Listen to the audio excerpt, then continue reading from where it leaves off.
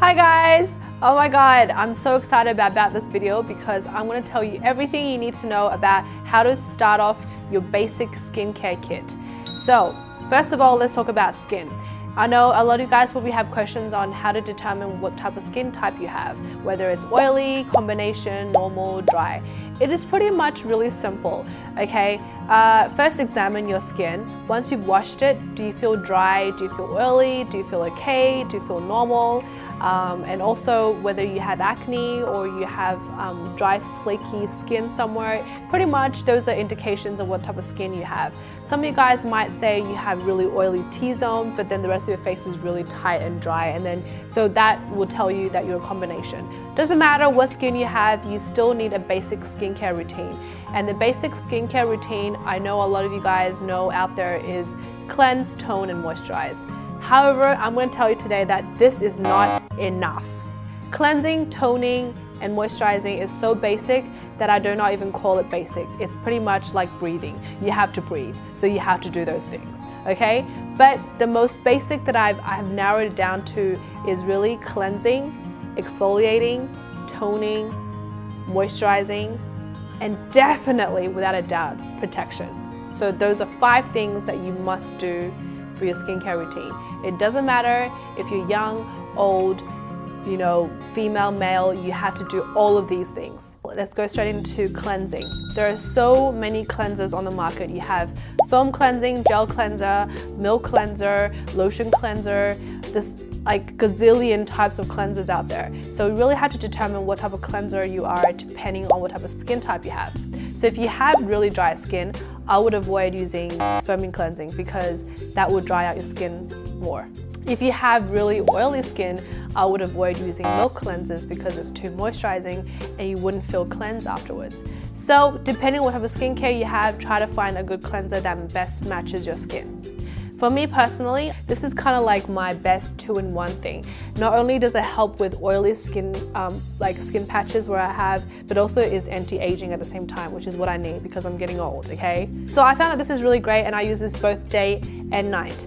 So you just squeeze a little bit onto your palm and then you lather with water and then just apply it over your skin, lather it really well, make sure all parts of your face is covered, including your neck as well, and then rinse it off completely. The next step is exfoliating, and like I said, it doesn't matter if you have dry, normal, combination, oily skin, all of you guys will need to exfoliate. I might have mentioned to you this before that the natural life cycle of your cell is 28 days.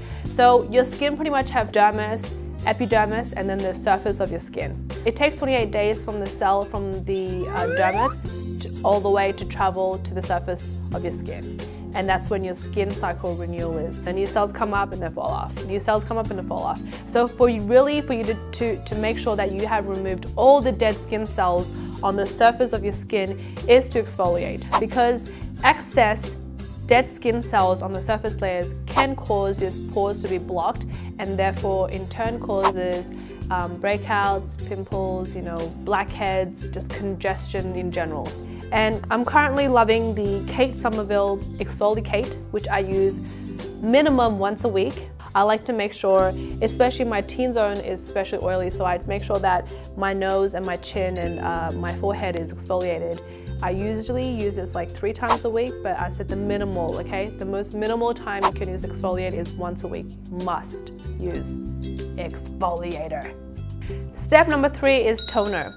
And I know a lot of you guys might have heard mixed messages about toners. What is toners? What does toners do? Basically, pH is a balance between acid and basic in your skin. And usually we are a 7 all the way through. However, sometimes the cleansers actually throw off that balance. So whether your skin becomes more acidic or more basic depending on the cleanser. And what the toners does is bring your pH back to the neutral, which is 7. That's what toners used to do, and that's all they did back then. Toners nowadays are more efficient and more advanced now. So they not only balance the pH, they also remove any makeup and cleanser residue. They also prepare your skin for the moisturizer to go on later, and they also sometimes detoxify the skin. So it does so much more than what it used to do. I do have to stress though is to avoid any toners with alcohol, because alcohol does dry out your skin and it gives your skin no benefit at all. When I'm having problems with breakouts, so in summer and things like that, I tend to go for the SK2 Facial Treatment Clear Lotion. And what I mean by how advanced toners are these days, this also contains Patira, which is obviously the essence of SK2, the brand itself. And Patira actually helps with skin cells renewal. And in winter, when my skin is really dry and flaky, I go for something like this. It's more of a moisturizing, hydrating toner. And I actually use this all year round sometimes, so it really depends. Those are two that I kind of go in between. Moisturizer. This part is very important and it's huge because depending on what type of skin you have, you can find moisturizers from like high-end to drugstore, and you could even use baby lotion. The way to put on moisturizer, I know a lot of you guys probably heard of serums and like hydrating lotions and emulsions and creams. You're like, oh my God, what are you guys talking about? The easiest way for you to remember how to put on what first is going by the texture. So think of your skin as a sponge, okay? It absorbs watery, liquidy stuff first because it's most liquidy and watery, so it absorbs that first. And then the next thing it would absorb is like creamy stuff.